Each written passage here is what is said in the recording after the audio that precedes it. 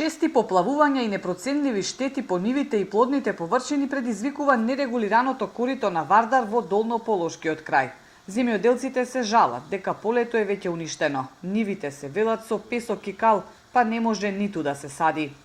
Например, се случува сено предигање, излага Вардаров, го фрляш.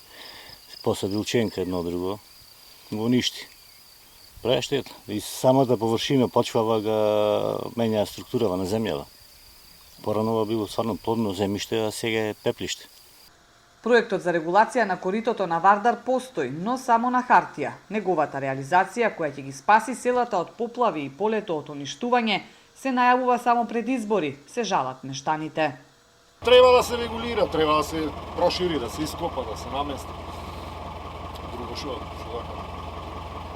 Зашто доаѓа поплаве, се доаѓа. И не може да се И обеќано е све, ништо не сториле до сега. Само и да кој има предизбори, обеќава све ќе се направи, ќе биде и ништо на крај. А има штети по нивите? Па има кој доаѓа Вардарот, има се. Во општина Егуновци велат дека имаат доставено проект до Министерството за транспорт. Од таму чекаат пари и зелено светло, оти се работи за сума од околу 6 милиони евра, која локалната самоуправа не може да ја обезбеди. Општина Егуновци не располага со толка голем буџет и чекаме од страна на државата да се изнајдат средства и да дојде до решавање на овој, би рекол, 25 годишен проблем што е на реката Вардар.